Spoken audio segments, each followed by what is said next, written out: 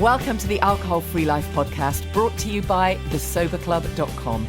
I'm Janey Grace. This is for you if you've quit the booze or you'd like to, or maybe you're just sober curious. I'll bring you tips and motivation without any judgment, and there'll be inspiration from experts, quit-lit authors, and sober heroes.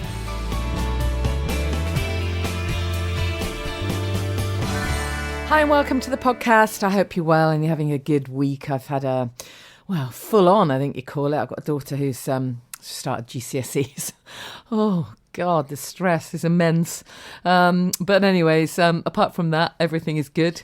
And I'm just so excited about my guest this week. Honestly, I really, really am. I've known Kyle Gray a long time as a Hay House author. And, you know, Kyle is someone who would have been around on so many of those occasions in the past when I was at Hay House events or speaking at gigs or going to parties and doing that thing that I did, you know, kind of rocking up, appearing as though I was, on top of stuff, and actually inside knowing that I felt like an imposter. I felt like I just didn't feel authentic. How could I when I was allegedly, holistic and spiritual and meanwhile, drinking way too much.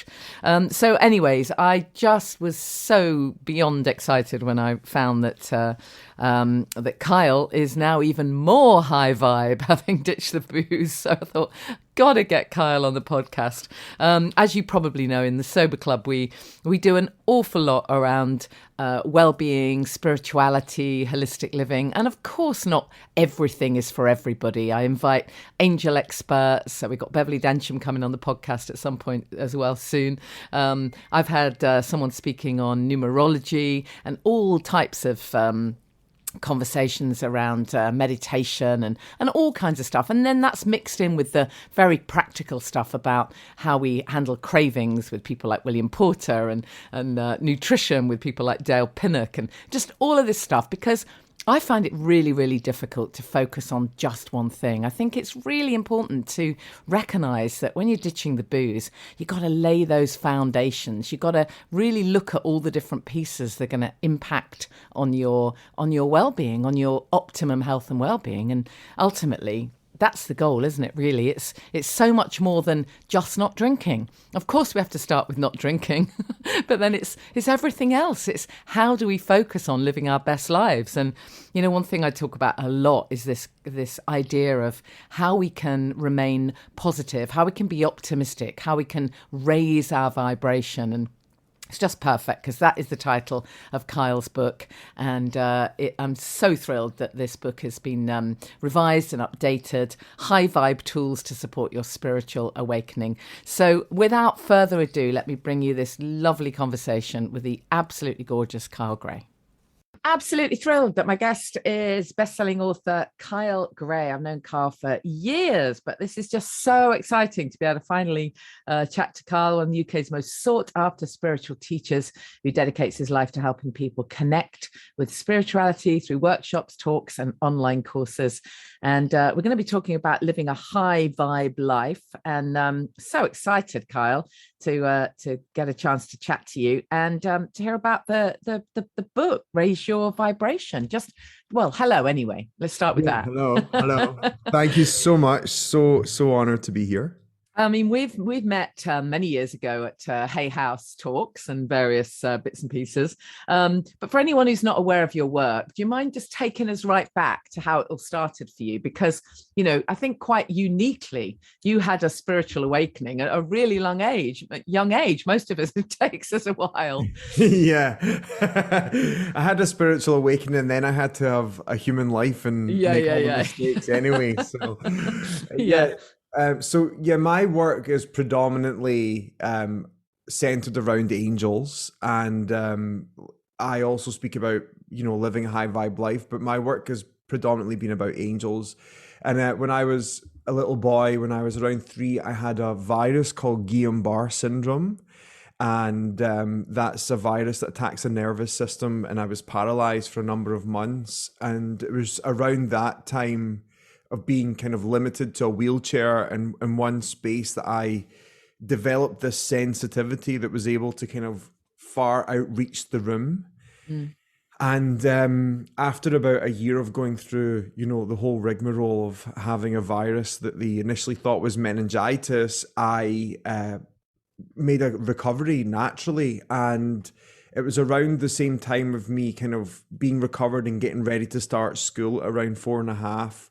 I had this experience of our grandmother, or my nana, was living in our family home with us, who was also in a wheelchair. And she was moved from the house to hospital. And then one night, the week school was starting, I remember waking up through the night and my grandmother was sitting on the bottom of my bed and she looked glorious. And I thought she had come home from hospital and she was coming into the room to tuck me in. And so I went into, my mum's room the next morning and told her what had happened. And she couldn't really give me any feedback. But it was revealed to me later on that day that she'd actually gone to heaven. Like, that was what I was told. Wow. So from, 4.5, I've had this lifelong question of what happens to us when we die. And if my grandmother had died, why did I see her? So that had stayed with me from then. And, growing up my whole life, loads of weird and wonderful things would happen. I would like speak to people, but no one else could see the person in the room. Or my mum was a mobile hairdresser when I was growing up, and I'd go with her to, when she was doing hair, and I'd be sitting in the corner petting someone's dog, but no one else could see the dog. And I'd be like naming the dog that died 10 years earlier. I'm like, no, I'm just playing with Benji, and no one else could see it. So that kind of thing happened to me. And it was more in my teenage years that I kind of started to put everything together and realized that this was actually psychic experiences that were happening. And it was all through watching Buffy the Vampire Slayer, actually. Of course. But as you say, I mean, that's not the most ideal sort of situation for a teenager in Glasgow or wherever you were. Yeah, so I'm guessing you had to rebel against it for a bit. Yeah, it was unideal, if that's a word.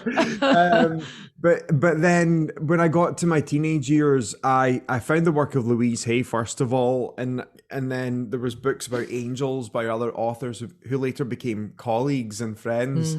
And I kind of went down that rabbit hole of realizing that what I was actually seeing was spiritual energies, and that everyone could do it, but also that I was able to control it. Yeah. And that was the main thing. That the one thing I actually wanted when I got interested in all this was not how to switch it on and develop it, was how the fuck can I turn this off? Because it was in your face the whole time.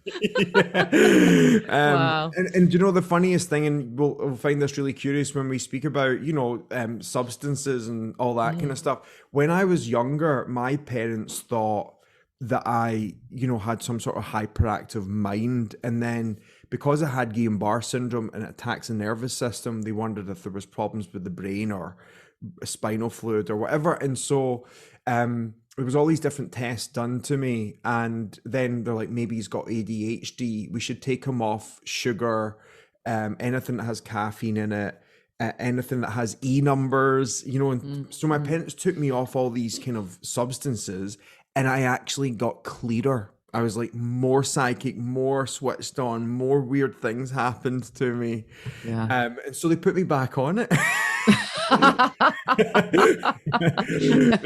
Yeah. Funny. Yeah.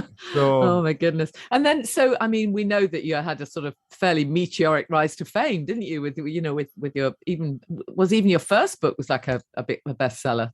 Yeah, so what happened was when I got into my teenage years, I started to learn how to develop kind of psychic ability and went through the whole spiritualist movement. And then when I was 20, I did a reading for a woman. This is what happened, basically. I did a reading for a woman, and when she came for this reading, she, was just curious. And as soon as she walked in the door, I just heard this angel speaking to me, and it was saying, we're here to reunite the sisters. And I was like, okay. So I'm telling her what's happening. She's like, yeah, I've got a sister. And I was like, no, you've got two sisters. And she's like, no, I have one sister. And I was like, no, you've got two. Like, why am I being told you've got two? Anyway, it turns out I started writing all this random stuff down. I wrote Coney Island, New York, this woman's full name, and all these details that were just like coming to me so clearly.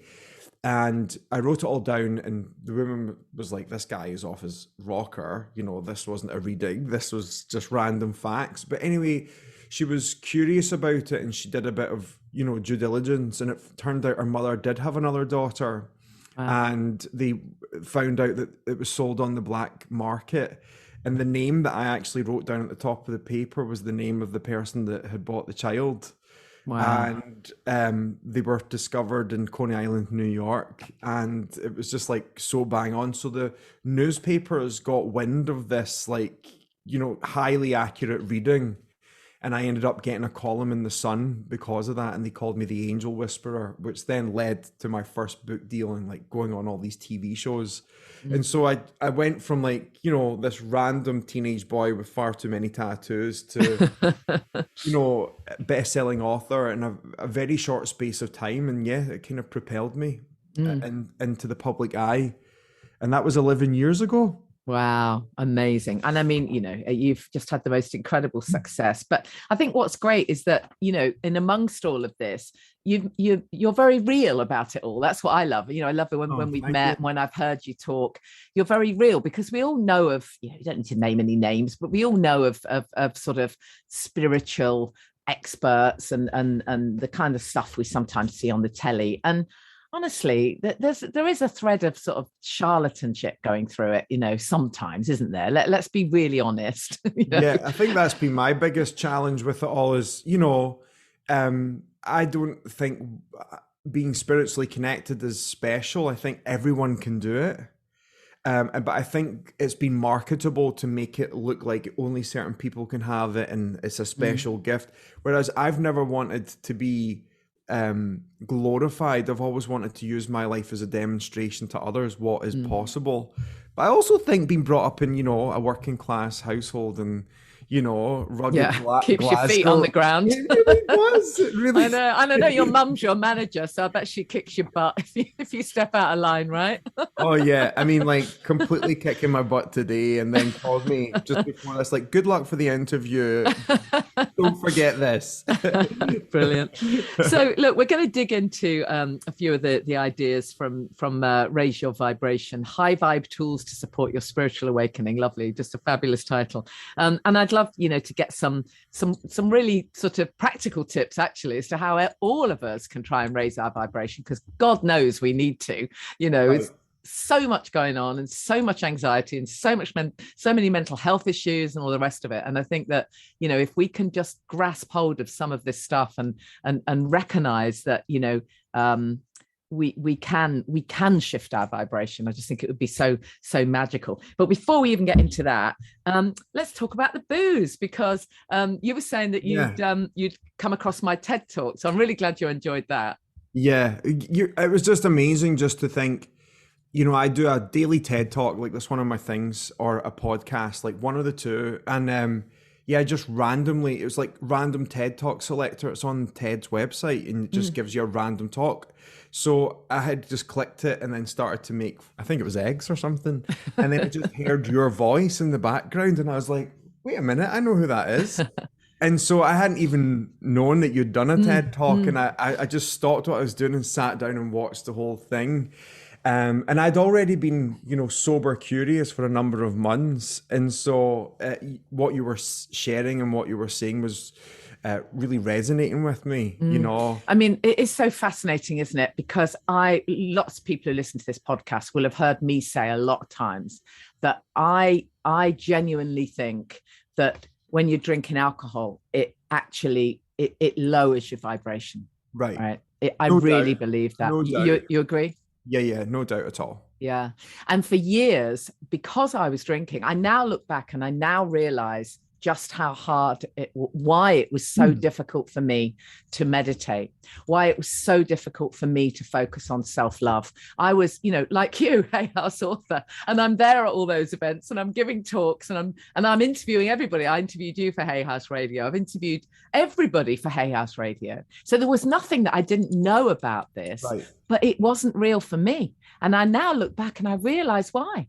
because I couldn't be authentic because there was that bloody great elephant in the room that was alcohol. Right. It's really fascinating. Yeah, it's weird because I've never been a big drinker personally. I've always, even if you might not notice, but like at Hay House things, I never drank. No. Like, so that was always something that stood out. And then in the latter part, I'd always have one Yeah. drink. Yeah. And I think it was just, there's a culture of gathering and people drink alcohol.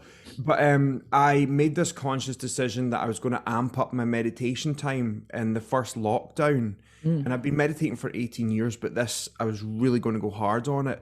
And anytime I've done it, I like to meditate at bedtime. And so I don't like to drink before I meditate. So I stopped drinking just because I was going to go home and meditate. And that was like the initial reason.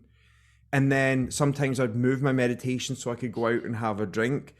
But I started getting an instant sore head just from like a sip of alcohol. Right. So you really noticed. I was like, when I upped my meditation time, I noticed instantly when there was a drop of alcohol in my body. Right. Even last week, I was out for dinner and I got a tiramisu, but there was too much alcohol in it. Yeah. And I was like, can't do this. So when I made space to actually recognize, exactly, when I was putting the alcohol in, I realized, oh, this isn't really working for me. And I've always been interested in wine, and I love beer, and I've got even shares in Brewdog, and you know, so like, but I've always been like 3 drinks max, like that's always been my thing. And it's because there is alcoholism in the periphery of my family. And so I thought I've always been really modest approaching it. But as soon as Christmas was the last time I had a glass of wine. I was like, I don't think I'm going to drink again. I'm just going to like try this sober January thing. Yeah. Where are we? We're in May. So I've done all right, you know. Yeah, definitely. And you, I mean, I know obviously for someone like you, as you say, you've obviously been meditating for years and all of that stuff, but do you notice that that you can raise your vibration, you know, to quote your book title? Yeah. I think that your body is a vehicle, and how we see the body and how we treat the body has everything to do with the vibration that we're going to project. And the vibration that we create is attractive in nature, and you know, it's in alignment with everything that we experience in our lives. So just like a little shift in not having alcohol in my vibration has been pretty potent for me. There's been more clarity. And even if I did have just like 2 beers, the next day I would wake up feeling really tired and I was like, this just isn't worth it for me. This has like a domino effect on my productivity, my clarity, my awareness. And you have to also move things around for alcohol. And I didn't like that. Yeah, absolutely. You have to make time because it takes so much of your bloody time. I mean, that's one of the amazing benefits when you stop drinking. For people who are drinking a lot, you free up so much time and so much clarity, you know. So oh, that's that. I mean, that's just, it's fantastic. It's great to hear. I love it because it's so exciting. You know what else I was going to say about in the conversation of vibration and being sober is I've noticed how infectious it is to not drink, and how other people are like, oh, I think I'll match you on that. Yeah. So I was going out for dinner with a friend last week, and we met at the pub across the street, and I was like, can I have a 0% Peroni, please? And my friend was like, I'll have in fact, I'll have the 0%. Great. And then I was out with Yasmin Boland in London the other night, and I was like, I'll have the non-alcoholic this, please. And she's like, I'm going to do that too. That sounds amazing. Great. So well, doing it. Of course, you know, a lot of people listening to this will be dealing with sober shamers, but you know, as you say, if you just that's exactly how it's done. You head straight to the bar and you just straight away ask for what it is you want, rather than, you know, or do you want to drink? Oh, well, actually, I'm not really drinking, so I'm not really sure. You know, if you just steam straight in with, I love the alcohol-free whatever, then there's something really authentic about that. And of course, the choices are amazing. Brewdog have got a great alcohol-free beer, haven't they? Yeah, they've got Punk AF and there's a few. And it was my birthday in February, and I'm friends. I think you probably know her, Camille Vidal. Camille does amazing cocktails. Yeah, she sent me this hamper of all these alcohol-free drink options, and she was at my birthday. and she did like alcohol-free Kir Royales, and it was just Oh, like everyone was so into it because they're like, this is so cool, I know, it's and we're going to brilliant. wake up feeling amazing. Yeah, exactly. Exactly. There are literally no downsides. There really aren't. I'm very jealous of you that you did it so young. It's really cool. Let's just talk about some of these elements of the book then, because there will be people listening who, don't really know what we mean at all Right. when we say raise your vibration. So, what does it mean, and how can all of us, go some way to raising our vibes? Yeah. So like we know the word vibe for a start, and we all use that word in our day-to-day life, even if we're not spiritually centered. For example, see you walk into the office one day and you walk in and you just know instinctively that someone's having a bad day. Yeah. It's like a thickness in the air, and you might find out later on down the line that your boss is having a moment or someone's having this or that. We just know when we walk into spaces if there's a good energy or a bad energy. Yeah. If you walk into a party and everyone's having a laugh, or you walk into see your child when you go home and they're smiling and excited, or your dogs when you walk in, there's a positive energy there. But the biggest thing to say about both of those is we've all been both of those people. We've all been the person who is giving off the lower end of the spectrum. We've all been the person giving off the higher end of the spectrum. And the best way to understand it is that we are these walking transmitters and receivers of energy. And energy is expressed through our conversation, our actions, our choices, our non-actions, and also in our presence. Like, are we present in the room or are we checked out? So all of that is a vibe. And the truth is that most of us in human beings, we are all kind of hardwired to be at the higher end of the spectrum. And we don't necessarily realize that, but the truth is we see it in mental health conversations, and when people are facing depression or low moments in their life as they want out of it. Yeah. Yeah. We absolutely seek that pleasure, don't we? We seek to get out of that. And so that's what raising your vibration is. It's about making the conscious choice to kind of get out the heavy moments into a place that's high. But it's really important to say it's not to avoid feeling low. Yeah. And it's not to discredit anyone's experience of feeling low, depressed, or anxious or overwhelmed. It's more you can still be high vibe and have depression. You can still be high vibe and have moments of low. And it's more the tools to kind of live with that.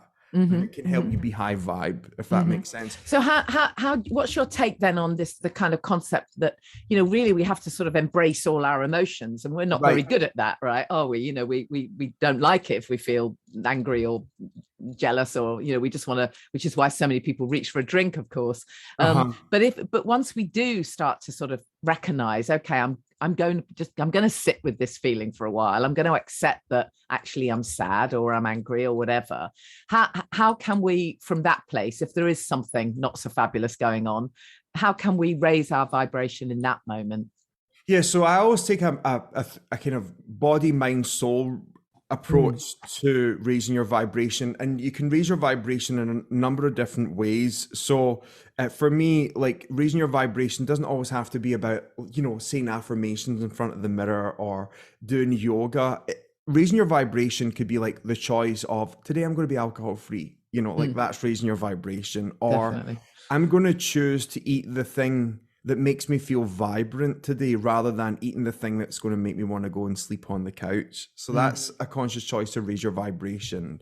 Raising your vibration in a mind level can be about saying, you know what, I should just call up that colleague and say, I'm sorry for being a hard knock today at work. That could be simple as that. Or it can be, I'm going to choose to forgive myself for making that bad decision today because I can improve tomorrow. So that's a mental approach to raising your vibration. And then a soul approach, it could be about calling on a higher power. Yeah. Just inviting in a presence that's greater than you. And that could just be the most intelligent form of yourself. Yeah. So that could be that. And it can also be about finding something to be grateful for. Yeah. Gratitude is everything, isn't it? Well, it's the highest vibration, actually. I've noticed as soon as you go into gratitude, everything else comes into alignment. Yeah. So that's what I say. But to raise your vibration, there's a few things that I do daily that just gets me and keeps me high. So the first one is just moving my body in some way. And that can be like putting on Florence and the Machine, full blast, Yeah. and Shake having a it out. dance. Yeah, Yeah. like shaking Yeah. it all Yeah. out. Literally. So that's a wonderful way. It could be going a run, it could be doing yoga. It doesn't have to be, intense physically. It can just be like, having a nod or doing something. So moving my body in some shape or form, movement is the one way. The other one is tuning in.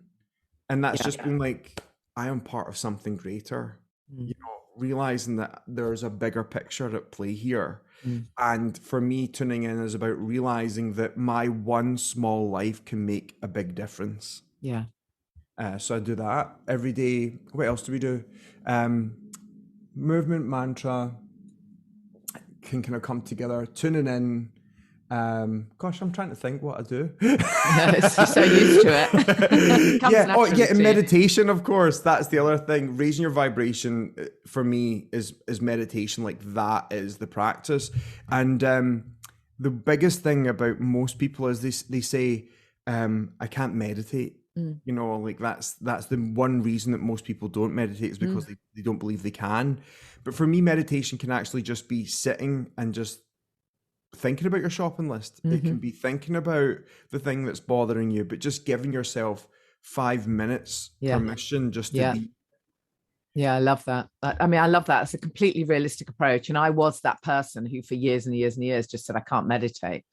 But you're absolutely right. It doesn't have to be 20 minutes, levitating, does it? No, I mean, I do that now. But yeah, obviously. For me,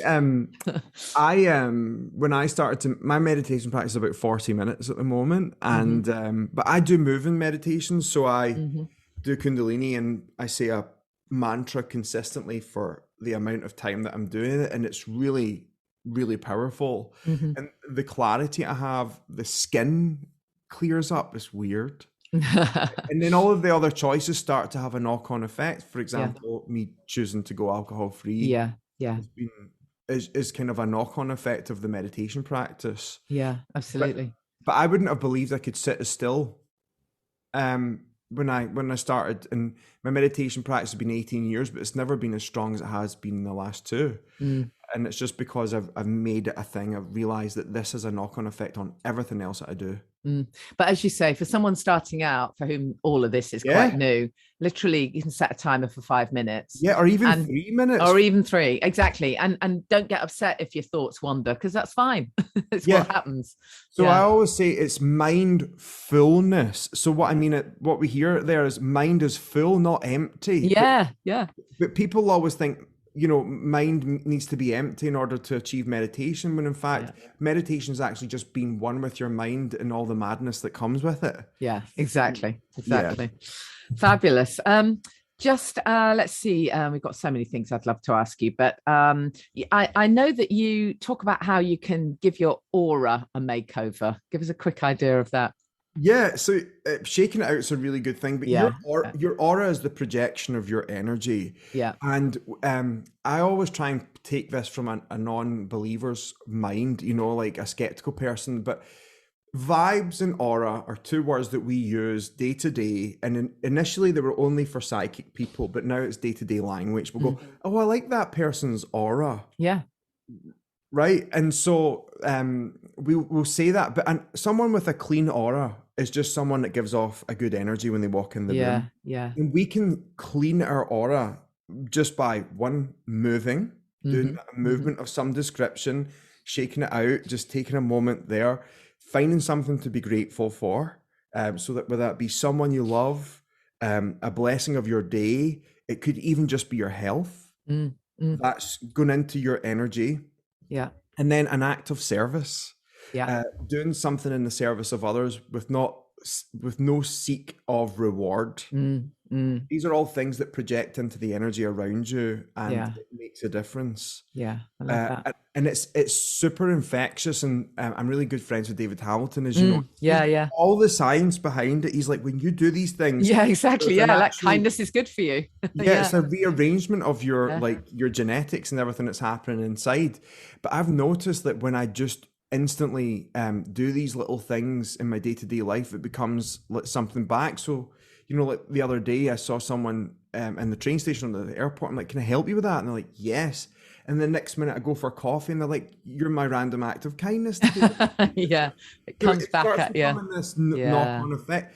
And I'm not consciously looking for that, but it starts coming back because the aura's magnetic. Yeah, absolutely. You attract more of what you give off, as it were. Yeah, definitely. I love that. I know one thing that slightly shifting topics for a second, but lots of people who listen to the podcast and definitely Sober Club members will know that I quote you a lot. Oh, you do? Yeah, I do a lot, because one of the things that I remember so profoundly was interviewing you for Hay House Radio a lot of years ago. Yeah. And we were talking about purpose and how, you know, people often sort of want to find their purpose. What is it that they're here to do? And within the Sober Club, you know, we've got lots of people who, now they've stopped drinking, suddenly there's time or there's space or there's something completely new seems to want to come up, right? And a lot of people find creativity or go off and do a degree or start a business or buy a camper van with the money they've saved or whatever it is, all of this fabulous stuff. But then sometimes there'll be people who say, I don't know. I don't think I'm very creative. I don't know. And I remember asking you a similar question years ago, and your answer was, I don't know if you can even remember it, but your answer was, you know, sometimes your purpose might just be to be happy. Yeah, that's true. That's what I always say. I love that. I mean, I don't know if you realize how absolutely profound that is. Yeah, it's you know, because we put a lot of pressure on the word purpose, you know, and a lot of people just think that their purpose is their job title or their achievements or the things that they make happen or how they affect the lives of others. But sometimes happiness is all the purpose you need, because happiness again is another infectious thing. And exactly. So if you're happy, you're going to impact on others. It's a knock-on effect. And especially if you have family or children, like, you know, like if your child grows up with a happy parent. Yeah, exactly. Your work's done. Yeah, you know, the work is done. So yeah, for me, I also have come to a point and realized that it's not just about finding your specific purpose, but finding opportunities to be purposeful. Yeah. And so happiness is one of them. And I also believe that all things done with love is purpose. Yeah. So, you know, just like if you do something that you can do for someone without seeking a reward, you're on purpose and you're making a difference. And so one thing that's really helped me with that is the archangel mother of mine. She said to me, Kyle, if you can make the difference in one person's life while you're here, then you have done more than many. And that's always stuck with me my whole life. You know, if we can just make the difference in one person's life, you know, that's what purpose is. Yeah. Do you believe we all have a guardian angel? I believe everyone has an angel. Yeah. And your angel can show up in your conscience as well. It can just be that voice that says, don't do it. You know, it can be that voice that says, step away from this relationship, or, you know, don't trust this person. You know, I think our angel doesn't have to be a winged, feathery being. It's just an intelligence that shows up that guides us in our life. Yeah. I believe everyone's got one. And I believe that they are as loud as our willingness to listen. And the truth of the matter is most of us are not willing to listen. And I know you've spoken a lot about asking angels for what you want. Specifically thanking them. I've found is the magic formula to this, is that most people ask when the shit hits the fan. In a crisis, You know, a falling to your knees moment, and that works. You can say, you know, help me with this, and you might have an experience that gets you through it. But I've found that prayer is most powerful when you're grateful for all the great things that you have, and in the moments that things do go wrong, I always find that your prayer's louder because you've spent the majority of your time in thanks. Yeah. Yeah. So I always say, like, the most random things. The flight was taken off early the other day. I was like, "Thank you, angels," and I say it out loud. People Yeah. look at me. I don't. Yeah. When the guy was like, "We have actually an alcohol-free cocktail list," and I was like, Wow. I was like, "Thank you, angels. This That's is so progress. cool." When I paid for the dinner, I was like, "Thank you, angels." I do it all the time. Yeah. And it's not just because when I say thank you, angels, a lot of people think I'm in praise of angels. It's not that. The reason I always say thank you, angels, is angels love to hear us say thank you. Not because they're getting glorification, but because the thanks that we're feeling is what's going to create the miracles in our life. Yeah, exactly. The gratitude. That's amazing. the feeling. It's the feeling that we want to create. So we can say anything we want, but it's the feeling behind them. And if the feelings of authenticity, then we could do it. I'll tell you something else about angels. And in this conversation, I think it'll be interesting. I was actually doing a talk in London a couple of weeks ago, and there's a woman in the audience who was a therapist, and she'd always been open-minded to the idea of, angels, spiritual experiences and all that. And she was actually an addiction therapist, and she had a man, and he had like been in front of her, and he was on his knees, kind of reached his final point. And she said that she didn't really know what she could do, but in her head, she's like, I really need to help this guy. And in that moment, she said an angel appeared in front of her, and she'd never willed it. She'd never looked for anything like that. And she couldn't understand what, but the angel told her what she needed to say. And this guy like managed to shift around his life based on the things that she said to her. And she said, how did that happen? Because I've always heard that angels can't help you in your life unless you ask them. And I found out that that's not actually the bigger picture. It can also be if your vibration's in a specific way. So angels can help you if you are doing something from pure truth, if you're doing something from pure devotion, if you're doing something from love, or you're doing something from service. And if you're in any of those places, truth, devotion, love, or service, angels are coming towards you and they help you. And because she was so fixated on serving this guy and helping him, an angel appeared and gave her the answer. Wow. How wonderful. Love it. So, Kyle, you've obviously got masses of amazing oracle cards and decks and things, and loads of books. So just remind us where we can find all your stuff, and tell us a little bit about the new edition of the book. Yeah, so I'm on Instagram and Facebook and all that, just Kyle Gray with an A. And I've got lots of different products out, but I'll tell you, purpose has been a big conversation my whole entire life. And I realized that my career and my job is not my purpose. However, I feel very purposeful in doing what I do. And I realized in the last couple of years that my work's not about telling people the answers or telling people about their angels, but more getting people on the path for themselves and then letting them discover the magnificence of their own power. And in 2016, I wrote this book called Raise Your Vibration, and it sold over 100,000 copies, and it did really well. But upon reflection, because I wrote it when I was like 26, that there was some stuff I thought wasn't 100% right, and I'd matured a lot. So I asked Hay House if I could redo it and revisit the book, and that's what this is. It's the new one, and it's 77 different practices that you can do in any order whatsoever, and each one's to bring you back to raising your vibration. And Brilliant. for me, that's just about making the conscious choice to be the light in every room you enter. Like that's basically it. Love it. Yeah. Kyle, thank you so much. You've been such an amazing guest. Thank you. It was nice Thank you. I really appreciate it. Thank you so much. So thank you, Kyle. We're definitely going to try and help you get that book to the bestsellers list. I'll put the link to the book in the show notes. Make sure you pre-order it, and thank you, Kyle, for doing a exclusive Q&A for Sober Club members. That was just absolutely amazing as well. So thank you so much.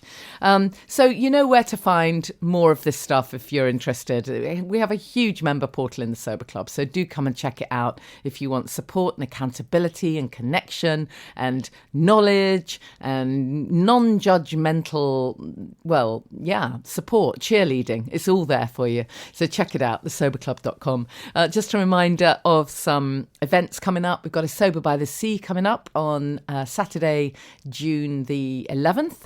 That's in sunny Southend. And then we have Champneys, Self-Care and Sobriety at Champneys in Tring in Hertfordshire, Sunday and Monday. That's 26th, 27th of June. And then Family Constellations. It's a massive topic, too difficult to explain in a sentence, but check it out if it's something that interests you. So many people, once they ditch the booze, realise that, okay, there's stuff to look at here. And Family Constellations is the most wonderful way of sorting out some of those entanglements in a really, really positive way.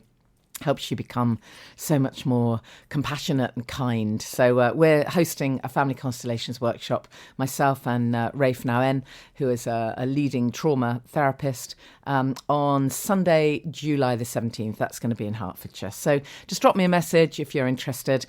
Just want to say thank you, by the way, to a bunch of people who have messaged me this week. I sometimes say, if you're doing this and you haven't told anyone, you can tell me. You can reach out and tell me. And a few people have done exactly that this week. So I won't name you, but thank you for dropping me that message and telling me how you're getting on. And also someone who discovered me through my TED Talk. Carl was mentioning that he heard the TED Talk, Sobriety Rocks, Who Knew? If you haven't watched it, go to YouTube, just type Janey Lee Grace TEDx Talk into YouTube and it should pop up.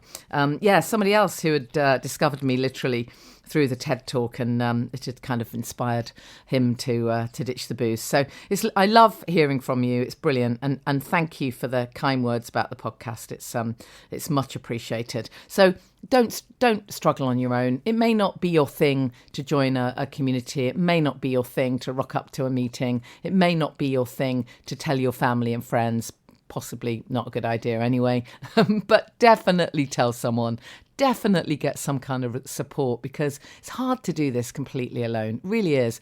I was having a conversation with some of the people in our accountability group, and we're in the middle of a 12-week accountability program, and it's really interesting because there are some people in the group who are having that pink cloud, that amazing feeling of euphoria that can come to some people, not everyone, to some people in the early stages of ditching the booze. You get this absolute elation and absolute confidence that you would never want to go anywhere near alcohol ever again, and you feel so kind of solid.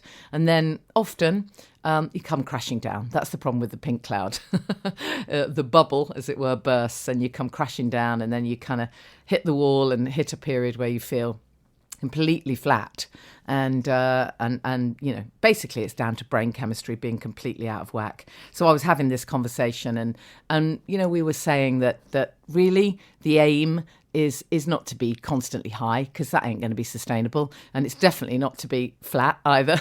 We need to be balanced, right? We need to be somewhere on a level, and yes, from that place we can absolutely, as Kyle says, raise our vibration, but we need to be in that place of balance first. So it comes, but get connected, get the support that you need, because actually being able to share how you're feeling with people along the way, particularly if they can then say, oh God, I know exactly what you mean, I had exactly that happen to me, it really makes a massive difference. So you know where to find me, at Janey Lee Grace, hashtag the Sober Club, and just check stuff out on social media. Make sure you go buy Kyle's book, and I'll see you next week. Thank you for listening to the Alcohol Free Life podcast, brought to you by the Sober Club. Please rate and review. And if you want support, accountability and inspiration, and you want to live your best life without the booze, check out thesoberclub.com.